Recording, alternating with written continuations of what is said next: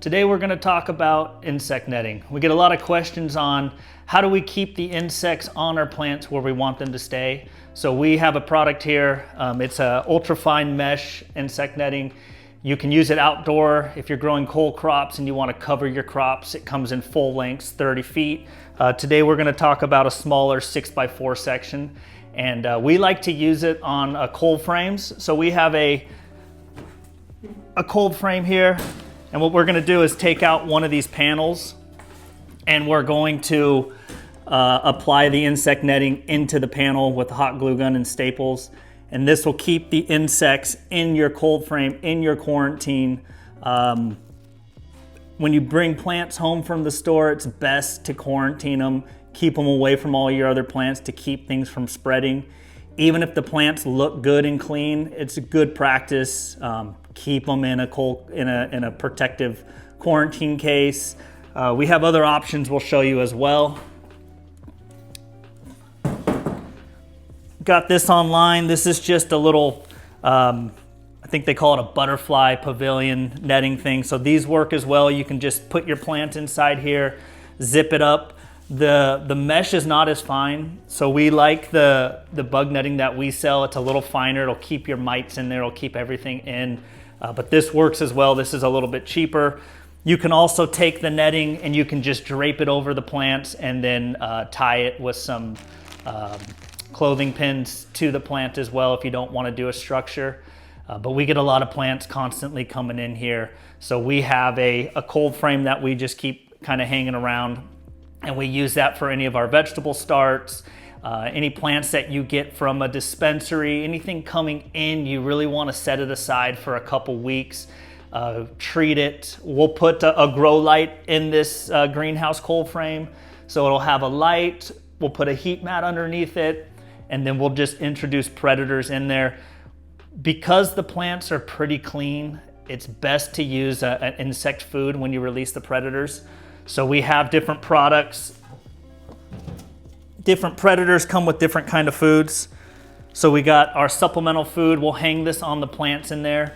The idea is if the plants don't have any infestation, any pests in there, the food will keep your predators fed. And then once you take the plant and introduce it into your house, into your greenhouse, into your grow room, the predators will stick on the plant and they'll go into your greenhouse and grow room. So let's start by taking this insect netting and let's show you how we put it into this panel. So what I need to do is disassemble it first.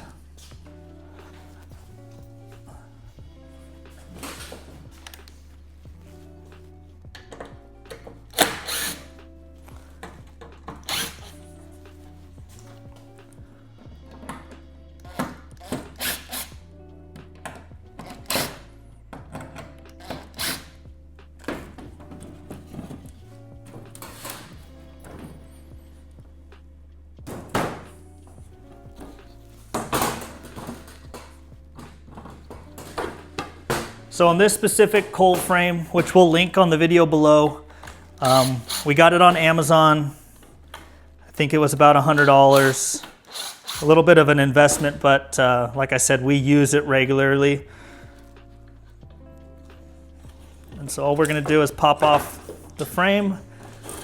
We're gonna slide out the piece of plexiglass.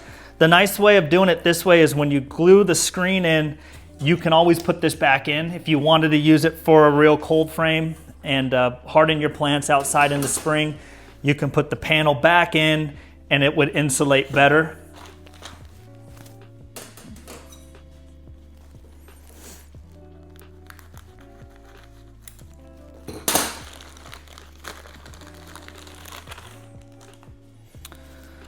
I like to glue it on the inside of the frame just to keep it protected.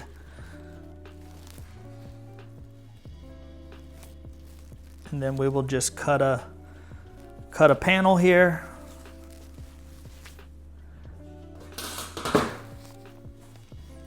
The way I like to do it is take a stapler and staple it first. It just holds everything while you're working. And then I'll go back through and I'll hit it with the glue gun after. And I'll glue on top. And like I said, this insect netting, you can use it in so many applications in the outdoor garden. We like to cover our crops, especially in the fall when we put our broccoli and our cole crops out. We always just cover them because we don't have to do any watering to them, and it just keeps the aphids off of them.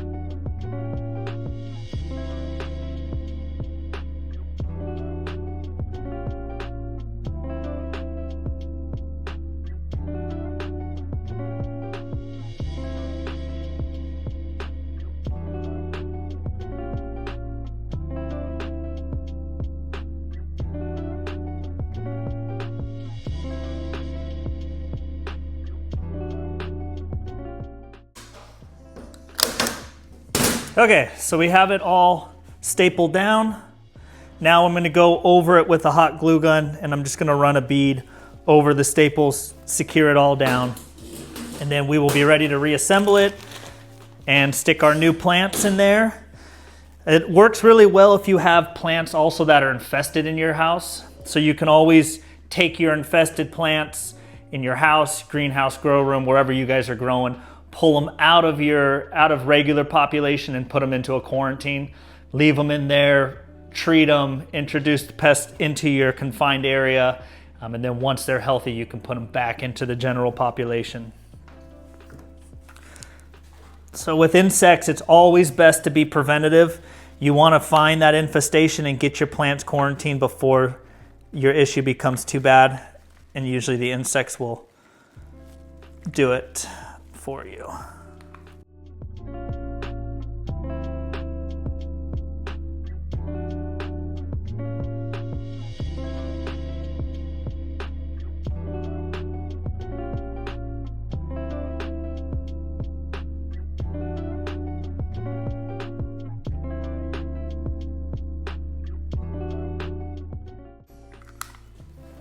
Okay, so we'll let that sit for a minute. Got your screen panel.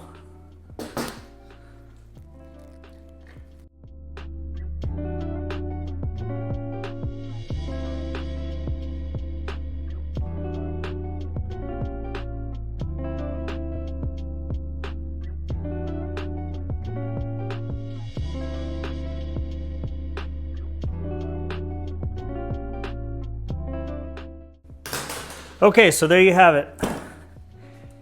Inside you have your netting. You got your rigid panels. Another thing that we did is we went through and we put door foam around all the door edges. Generally speaking, the insects will stay on the plants. They live on plant tissue. They'd rather be on the plants than trying to escape. But it's always best just to close up any big gaps you have.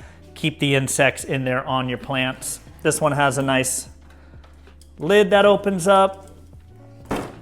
So now what we'll do is we'll set it up here on the table where we're gonna keep it, and we'll put the predators, release the predators in there.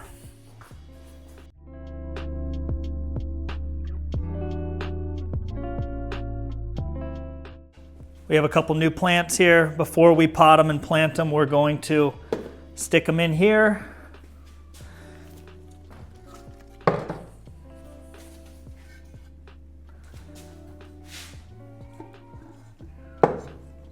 And since this is a nice sunny window, we don't need a grow light. So for now, I'm not gonna throw a grow light in there. I'm just going to introduce some live ladybugs. I went with the smallest package we had just because this is a small area. The nice thing about ladybugs is you can keep them in your fridge. So this 150, I don't need to put all 150 in here at one time.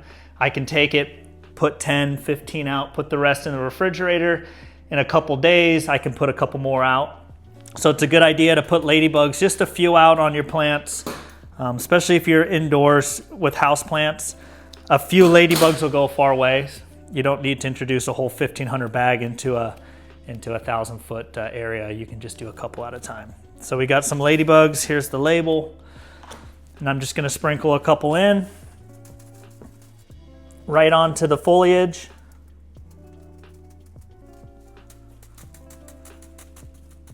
Knock them down. And then I will fold this over and I'll use a clip.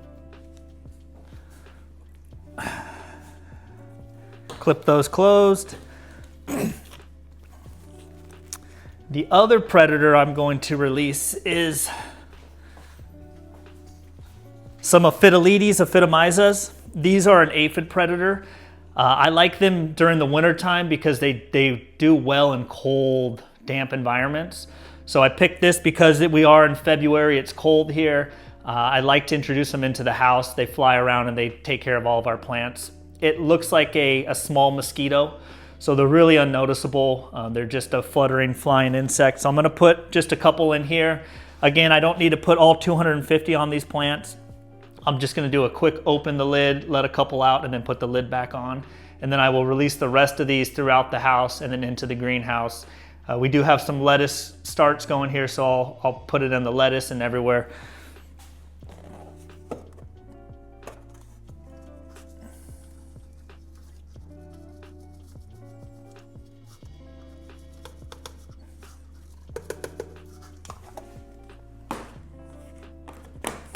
Keep that closed.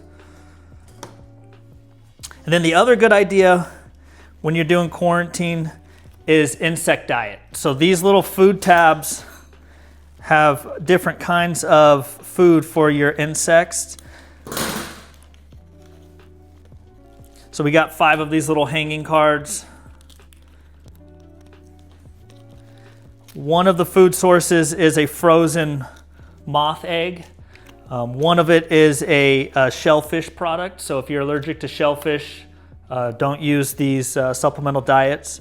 But these foods are a food where the insects can fly on here, crawl on here, and eat this while they're waiting for a pest to come in.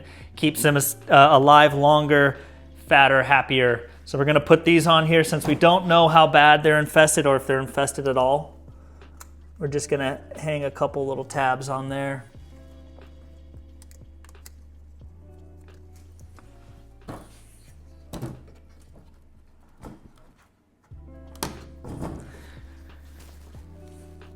Keep your extra food tabs in the refrigerator. The other predator that I will probably release in here additionally is lacewing larvae. Lacewing are a good general predator. They attack aphids, spider mites, thrips, mealybugs, anything soft-bodied and slow-moving they'll attack. So during the winter time and in the spring and summer, I put lacewing in the house pretty regularly. It's better to guard against an infestation before you get it. I think a lacewing larvae, it's not a big investment and it just helps for not having to spray if you have an infestation that comes in. So tune in for other videos and thanks for tuning in. Appreciate it.